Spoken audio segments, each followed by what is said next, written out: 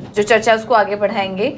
और अब हम बात करेंगे ब्राइटकॉम की। अगर आपने भी ब्राइटकॉम के शेयर में पैसा लगा रखा है तो ये खबर आपके लिए बेहद जरूरी है, क्योंकि ब्राइटकॉम में एनएसई और बीएसई पर 14 जून से ट्रेडिंग सस्पेंड हो जाएगी। पूरी डिटेल्स के साथ अभिषेक सत्यव्रतन जुड़ चुके हैं। अभिषेक, बताइए क्या जानकारी है आपके पास, ब्राइटकॉम पर किस तरह का एक्शन लिया गया है? जी पूजा, ब्राइटकॉम सभी जानते हैं ये डिजिटल मार्केटिंग सॉल्यूशंस और आउटडोर एडवर्टाइजिंग वाली कंपनी है और लगातार ब्राइटकॉम में कुछ कुछ ऐसा होता है जिससे कहीं ना कहीं शक की सुई घूमती है और अब तो एक्शन भी ले लिया गया है। दरअसल एनएसई बीएसई ने 14 जून से ब्राइटकॉम में ट्रेडिंग सस्पेंड करने का फैसला किया है और ये ट्रेडिंग सस्पेंड हुआ है क्योंकि नॉन कंप्लायंस का मामला है। सीबी के मुताबिक 2014 से 15 तक 5 साल तक ब्राइटकॉम ने अपने खर्चों को घटाकर और मुनाफे को बढ़ा चढ़ाकर दिखाया। एक ये मामला है। दूसरा मामला ये है कि अभी मार्च तिमाही तो आप छोड़ दीजिए, सितंबर तिमाही और दिसंबर तिमाही के नतीजे भी अभी तक ब्राइटकॉम में जारी नहीं किए हैं। तो एक मसला ये बनता है।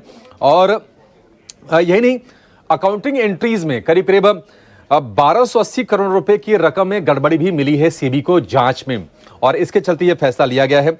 आपको बता दें कि करीब करीब 6.25 लाख रिटेल निवेशक हैं जो अब अपने आप को थोड़ा ठगा हुआ महसूस कर रहे होंगे और उनकी जो हिस्सेदारी है वो है करीब करीब 38% के आसपास का। अच्छा, अब ये है कि आगे क्या होगा ब्राइटकॉम में। दरअसल सीबी के मास्टर सर्कुलर के पालन तक ये ट्रेडिंग सस्पेंशन जारी रहेगा और 11 जुलाई 2023 को सीबी ने मास्टर सर्कुलर जारी किया था जो कि रिजल्ट जारी करने को लेकर होता है। यही नहीं, अब सस्पेंशन के 15 दिन के बाद ट्रेड फॉर ट्रेड बेसिस पर इस शेयर में ट्रेडिंग होगी और हफ्ते के पहले दिन सिर्फ 6 महीने तक हर हफ्ते के पहले दिन इसमें ट्रेडिंग होगी। तो थोड़ी सी दिक्कत की बात है क्योंकि अब तो शायद ये शेयर जो है लगातार लोअर सर्किट भी यहां से दिखाता रहेगा। लेकिन एक चीज और है कि सस्पेंशन के दौरान प्रमोटर जो है अपना स्टेक कंपनी में और उनके पास डीमेट में जो भी सिक्योरिटीज जो भी शेयर हैं उसको वो बेच नहीं पाएंगे, उसका वो ट्रांजैक्शन नहीं कर पाएंगे। अच्छा, ब्राइटकॉम ग्रुप ने सफाई भी दी है। उन्होंने कहा है कि एनएसई की ट्रेडिंग सस्पेंशन से बचने का पूरा भरोसा है और कंपनी पूरी कोशिश कर रही है, इस पर काम चल रहा है कि 11 जून तक नतीजे को जारी कर दिया जाए, कम से कम दूसरी और तीसरी तिमाही के। ब्राइटकॉम में प्रोमोटर की जो स्टेक है वो करीब 18.5% के आसपास का है और बाकी जो स्टेक है करीब 81-82% के आसपास का वो पब्लिक के पास है। इसमें कई बड़े निवेशक भी हैं। आपको जानकर हैरानी होगी या फिर आप जानते होंगे कि शंकर शर्मा जैसे दिग्गज निवेशक ने भी ब्राइटकॉम में पैसा लगाया हुआ है। ग्लोबल फंड है वैनगार्ड, उनके 2 फंड्स के जरिए करीब करीब 2.25% के आसपास की हिस्सेदारी है। LGOF ग्लोबल की करीब 2.5% की, शंकर शर्मा की 1% से ज्यादा की और सुब्रत साहा की इसमें 2% के आसपास की हिस्सेदारी है। अच्छा, ब्राइटकॉम पहले से भी पिछले कुछ सालों में लगातार ब्राइटकॉम सेबी के निशाने पर रहा है। दरअसल लिस्टिंग नियमों के उल्लंघन और नॉन कंप्लायंस के चलते ये सीबी के रडार पर रहा है। फरवरी में प्रमोटर और चेयरमैन CMD सुरेश रेड्डी के खिलाफ सेबी ने एक्शन लिया था इसी फरवरी में और उनके ऊपर अगले नोटिस तक कोई भी डायरेक्टर पद को होल्ड करने पर रोक लगा दी थी।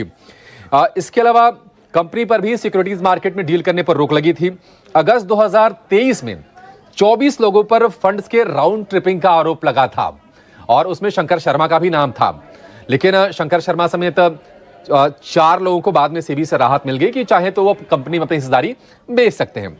अक्टूबर 2022 में FY19 से लेकर FY21 तक जो पूंजी जुटाई गई थी उसको लेकर शिकायतें मिली और कंपनी से जुड़ी एंटिटीज को प्रेफरेंशियल इशू किया गया था और जुटाई गई पूंजी को सब्सिडरीज को लोन के तौर पर दिया गया था। तो तमाम कई मामले हैं जिसको लेकर ब्राइटकॉम को लेकर थोड़े संदेह रहे हैं। सेबी को रेगुलेटर ने एक्शन भी लिया है, लेकिन ये बड़ा एक्शन और निश्चित तौर पर ये रिटेल निवेशकों के लिए 6.25 लाख जो रिटेल निवेशक हैं उनके लिए बड़ा झटका है।